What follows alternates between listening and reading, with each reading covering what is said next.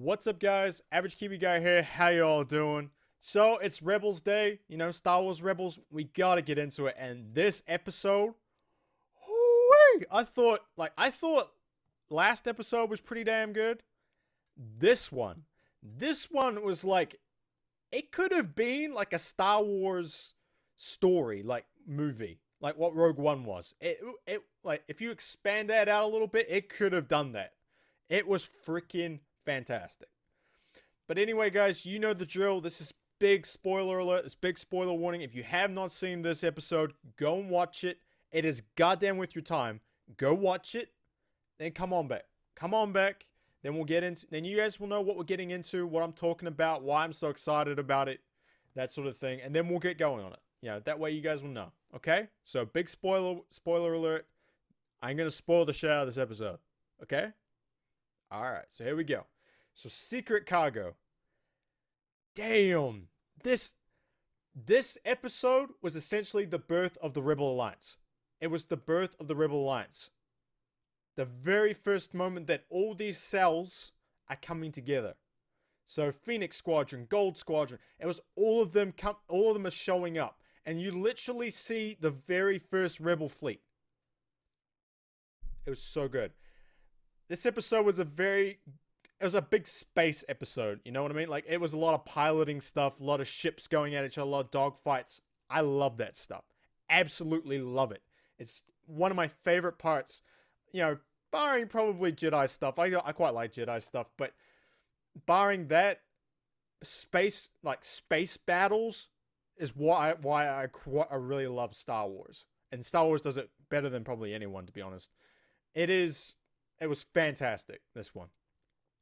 So the big reveal in this one was Mon Mothma. Mon Mothma shows up in this episode. She basically spoke out against the Emperor, basically insulted him, the tyranny of what he's doing, and sort of explained to people what he's actually doing, and she's spoken out against him. And of course, the Empire's like, yo, you don't do that. You don't do that. And basically, she's trying to get away from the Empire, get out of the Senate, and then build the Alliance. That's pretty much what this episode was about. And so how our heroes get into this is they are on a refueling mission. And it's Hera, Zeb, and Ezra are on the Ghost, and they got fuel tanks all there ready to go. And they're basically like the halfway point for this, the ship, Mon Mothma's ship. And they're hiding out in this debris field, and suddenly, a freaking probe jumps in. And it's a freaking infiltrator droid, acting as a probe. I don't know why probe droids are suddenly now infiltrator droids. I don't mind. They're kind of cool looking. I like them. It's kind of a good integration with, you can't tell me that the Emperor wouldn't have used the droids from the droid army from Clone Wars. You can't tell me that, because all that development and money and, battle testing have gone into those droids. Might as well use them. And you're seeing that more now with Rebels. That you're seeing different droids showing up that have, obviously, that heritage from being, in the droid army. Maybe past versions were in the droid army sort of thing. So it's cool. I like it. I think it's cool. But yeah, they get obviously they find them and they have to fight it off. And then suddenly the transport ship and several Ywings jump into the system, and that's just as they blow up the droid. But not quick enough, because, well, hey, they can't hit it, and the droid gets their position away, so they know where they are. And that's when we get the big introductions. First off, we get the smaller introductions. So we get a little bit of a New Hope cameo. I guess Rogue One now, really. We get to see Gold Leader. So Gold Leader, if you don't remember, he's John Vander, Commander John Vander, or John, whatever you want to call him. He is the guy that takes the first run. He's the one that takes the first run at the trench run in New Hope, in the Y-Wing. He's Gold Leader, and he's the one who runs all the Ywings. So we get to meet him, and we get to meet Gold Squadron for the first time. And they basically, they're their escorts. So they're their own rebel cell, and then you got Phoenix Squadron. And they kind of have this, they're kind of competing against each other. Like, Gold Squadron kind of blames Phoenix Squadron for all the problems that's been happening, like all the lockdown on everything, how they're just creating more problems for everyone else because of these victories they've been having, like blowing up Tarkin's ship and all the rest of it. They're like, why are you doing this? You're making it harder on us.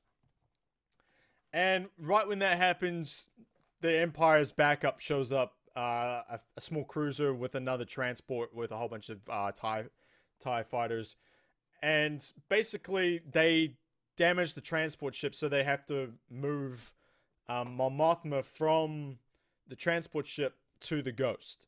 And the Ghost becomes a transport ship. So they get out of that. Ezra, due to one of the pilots from Gold Squadron slamming into a wall, has to go into the Y-Wing. I thought that was kind of cool. That's showing another side of Ezra, that Ezra's skill base is growing. Like, he's now becoming a pilot. He's learned from Hera. He's actually learning things through the series, which is great. It's a good development for him.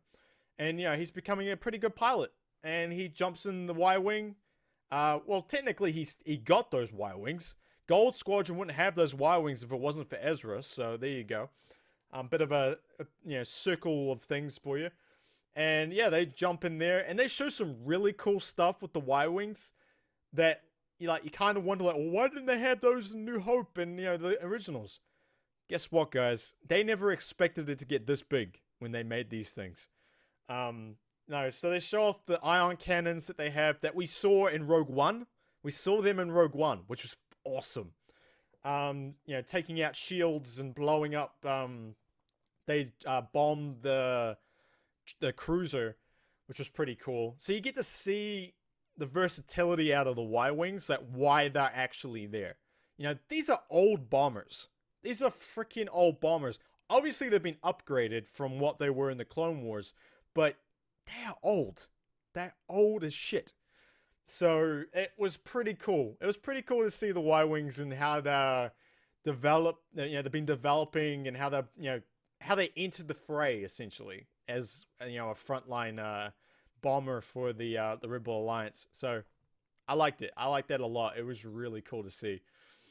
And basically, they are going to try and they have to get Mon Mothma to a rendezvous point, where she's sort of going to try and bring all the Rebel cells together to create this alliance.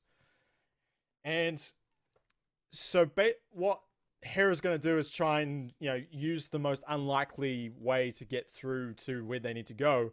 And so she's going to use a nebula, the Archeon Nebula.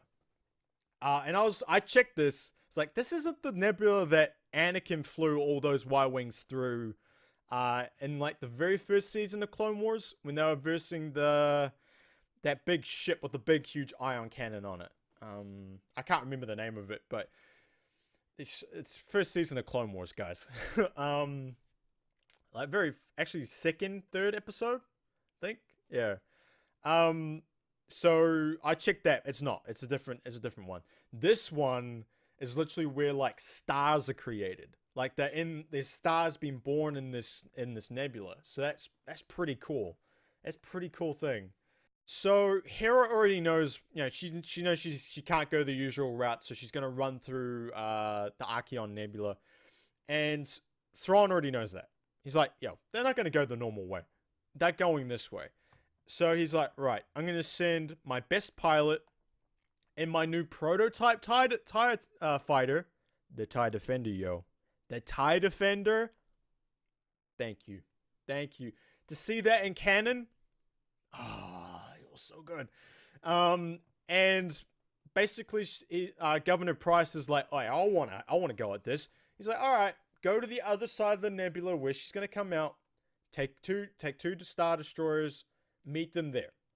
My pilots will handle it, so that's where we, that was kind of a cool moment. So like, TIE Defender time. Fuck yes. Let's go, boys. TIE Defender time. Thank you. And it did disappoint. It did not disappoint. So when we meet up with Hera and all that again, they're heading into the nebula. And yeah, they explain about how stars are in there and all the rest of it, and they're a bit worried about it because if you get too close, guess what? You melt. And also, you can't use proton torpedoes in there because it blows up. We get to see that a little bit later, and that was awesome. So this is when basically the TIE defender shows up, jumps in because it's got a hyperdrive, and they're like, "Yo, when does TIE fighters have hyperdrives?" Because they don't. Now, like, since when do they have hyperdrives? This one does, guys. This one does. It's got shields and heavy cannons. It didn't wreck house. It took out three Ywings. 2 went at it at the start. Like they told him to, like, they said like to surrender and all that, and they were like, yeah, nah. The Ywings went at him. Couldn't get through his shields. He wrecked them. And seeing the trifoils, these trifoils, rotating around with all these cannons on it, and it's shields that, like, even the ghosts cannons can't get through. It was so cool to see the TIE defender. Hopefully we see more of it. As this series goes on, obviously they're going to have to do something about them producing them, because obviously we don't see them later on for a while, and it doesn't they don't show up in the originals, so they're going to have to sort of do a story workaround for that, because you remember they're hemmed in by what happened in the originals. They could just say, look, we put so much resources into the Death Stars that we could not produce TIE defenders anymore. So it was awesome, though. It was awesome to see it in action. And then obviously that whole fight in the nebula was very cool.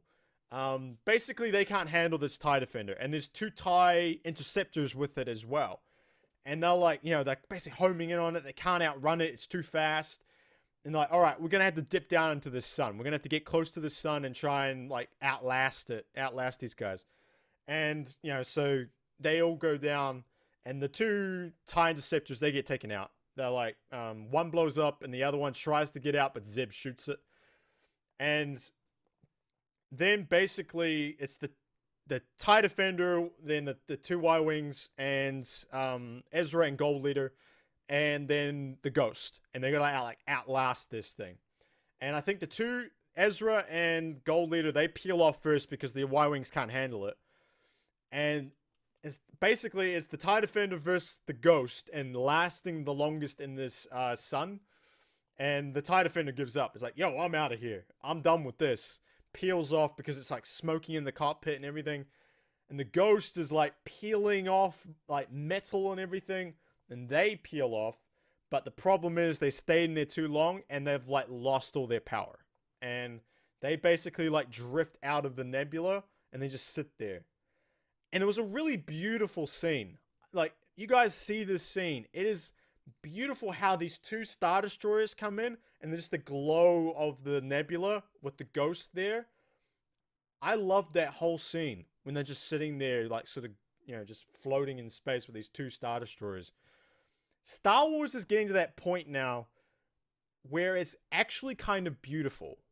Like, I said this in my Rogue One review. Rogue One is probably the most beautiful Star Wars movie we've ever seen. And I think it's starting to affect the like Rebels and all the future things. They can do these amazing shots now. They can do these amazing scenes now with with all the technology they've got, and it looked fantastic. When the Ghost came out of the nebula with the 2 Star Destroyers. Phenomenal. It was great. I really liked that scene. And basically they got to try and get away from these destroyers. While that's going on in the nebula, the 2 Y-Wings are fighting the defender, and they're struggling to handle this guy. And that's when Ezra's like, yo, I'll lead him right to you. hit him with your ion cannon. We'll deal with this shit. And yeah, Ezra basically shows off how good of a pilot he is, keeps the TIE Defender busy long enough to sort of lead him past Gold Leader, and Gold Leader just boom, hits him dead on with the ion cannon, spins him out of control, and that's when the TIE Defender basically disappears. He's obviously not dead. He's not dead. The TIE Defender's not destroyed, so they'll come off, and even they say like, "Yo, he'll be back. He'll be back." They're just, a bit like Darth Vader, when Darth Vader gets knocked out, after the Death Star, when the guy like, look out, boom, and then that. It's basically what that happened. And yeah, that was the TIE Defender. It was awesome to see how overpowering it was. Like, could you imagine how powerful the Empire would be if it had a fleet, like if they phased out the TIE fighters and had the TIE Defender as its main fighter? Damn. X-Wings couldn't handle it. X-Wings would not be able to handle this thing. Y-Wings barely able to handle it. They would have had to develop more fighters to deal with this. Obviously, it's very expensive. It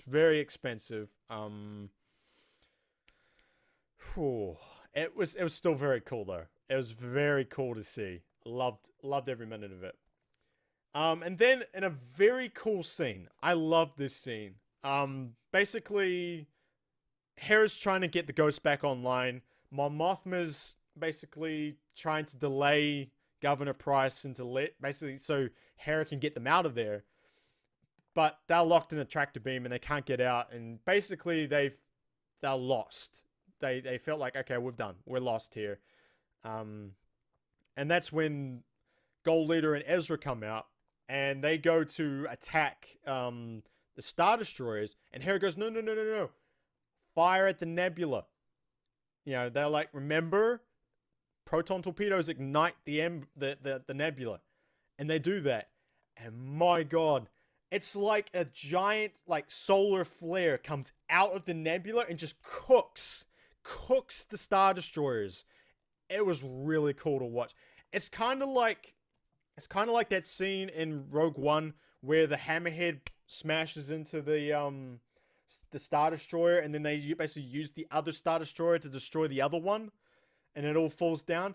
It's one of those rebel tactics that was really cool to watch, and this one was just like that. It was very cool, like just a couple of proton torpedoes right next to these Star Destroyers, and they cook them. It's like this beam of heat comes out and just flamethrowers these Star Destroyers. It was very cool. Loved that. I love that scene. It was so good.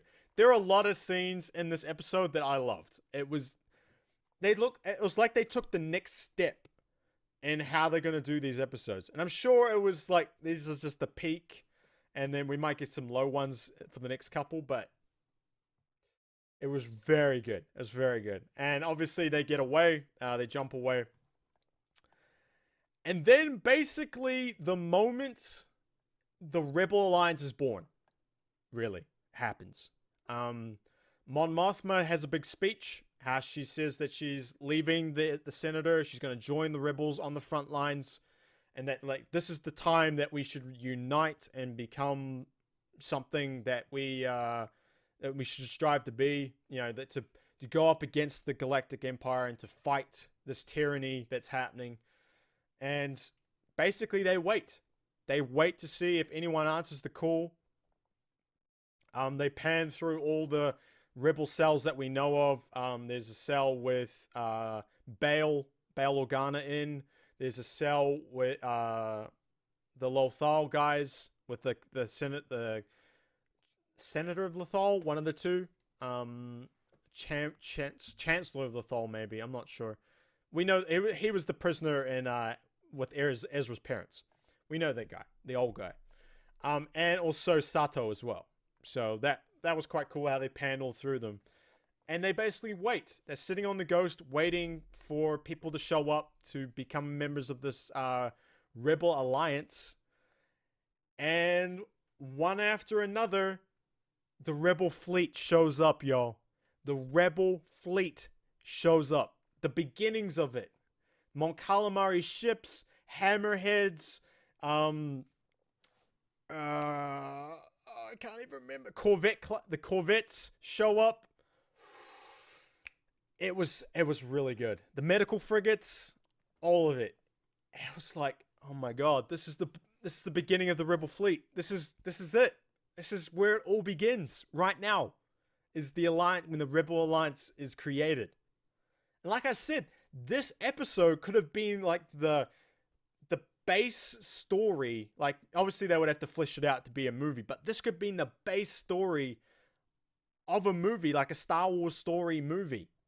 Like one of the in-between movies, like the beginning of the alliance. You know, Mon Mothma getting out and then building this alliance and things like that with Bail. Ooh, it was a very good episode. It was fantastic. And like basically, you know, Mon Mothma says this is the beginning of our alliance. This is the beginning of our alliance, of our fight. And it was very good. It's awesome to see. It's the beginning of something great coming out of Rebels. Rebels has been getting better and better this entire time. It just took a huge step, in filling in stories that we just didn't know about, that we didn't think to ask about either. Like we never really cared about the beginnings of the Rebel Alliance. Now we're seeing it. Now we are. And it's going to be cool to see what they do with it next. Now Mon Mothma's mixed in with it all. You know, Bail's getting more involved. We're getting a lot more bigger characters now. More bigger characters. Like obviously, you know, meeting Gold Leader 2 was quite a nice little touch. I think incorporating Gold Leader into this was a really cool thing. I think it was fantastic. There's another connector to the originals. Like every time they connect one of these webs together, it just cements Rebels in the lore of Star Wars. And I think it's good. It's fantastic. Because they're taking things that we had, like, we're in the expanded universe of Star Wars. So obviously now that's the Legends side of it, because it's not canon anymore. And they're making them canon, but fitting them into the story that they want. And I'm loving it. I'm loving every it comes out for me Sunday here. Every Sunday I love watching what's the next thing they're going to show me in Rebels. What's the next thing they're going to show me? And I think it's awesome. It's fantastic. For a kid's show to do this, spot on. Spot on. Amazing. It really is. It's great. But yeah, obviously you guys know how I feel about this episode. It's great. Go out and watch it. See it for yourself. I love this stuff. This stuff is like my bread and butter. I love Star Wars. Star Wars is, you know, my thing. I love it to bits. I can't wait for the end of the year when episode 8 comes out. I can't wait for some trailers, man. I want some trailers. And we'll react to that when they come out. That's for sure. But yeah, just hugely impressed with what Rebels is doing right now. But yeah. Oh, bit of a public service announcement for you guys. I am going to be in Boston next week, from Thursday through to the Monday for PAX East. So we're going to have PAX East content up on this channel, which is pretty cool. Bit of a daily wrap up stuff for, you know, what I've been doing, what games I played, things like that. Also, that does mean that this Rebels and also Arrow, it's all going to depend on whether I can watch these. So it's going to depend on what channels I get at the at my hotel and what I can actually watch. So if I can see these episodes, I will do my normal videos. I'll make sure they go up and I, you know, upload them, and you guys should get them. It's like I said, it's all going to depend on whether I can see the damn episode. If I can, I will. If I can't, well, oh well. We might have to skip the week, unfortunately. But I will try my hardest to get this done, because I love doing these videos. I love doing them. So probably next week's episode will be from my hotel room in Boston. So we'll see. We'll see. I'm pretty sure I'll be able to do it. I'm pretty sure. I'll try my best. Okay. But anyway, Alright guys, that's going to be it for us. Thank you very much for watching. Do hit that subscriber button. You guys have been fantastic. We have a lot of new subscribers. Thank you guys so much. We're just getting rolling here. We're just getting started with all this stuff. So thank you guys for taking a chance on this little channel of mine, and we're slowly ticking away. I'm loving the way where we're going. Thank you to all that helpful comments, all the likes, dislikes, all the stuff, all the times you guys interact with these videos. Just thank you very much. We got some new stuff up on the channel. We've got Logan. Yo guys, Logan is for real. Is for real a good movie. I loved it. I've seen it twice now. I loved it even more the second time. I loved it even more. That movie is freaking fantastic. Fantastic. Go watch it. Go and watch it. But more importantly, go and watch my review of it. There is a non-spoiler review of it, and we also have a spoiler section if, you know, for those of you who have seen it, when we get into a bit more of the nitty-gritty stuff. So there are 2 videos up for that. Make sure you go watch it. We also, obviously, we do this sort of thing for both Arrow and Flash, the CW series, so go watch them too. Also, we've got some gaming content up too. We've got a review for Ghost Recon Wildlands. Like, is it worth buying or not? Go check that one out. I am thinking about doing a review for Horizon Zero Dawn. Yo, that game's for real too. It is a freaking phenomenal game. I might do one for that as well. Just want to get through a little bit more. It's just such a huge game. It's a huge game, and I'm trying to peg my way through it. But yeah, so I'm thinking about doing some content for that. Make sure you check us out on Twitch, twitch.tv/AverageKiwiGuy. Just hit the follow button. That way you'll know when we go live. We pretty much stream every week, so keep an eye out for that. And also Average Kiwi Guy on the socials and all that stuff. All right. Okay, guys. Thank you very much for watching, and I'll catch you next time. Peace.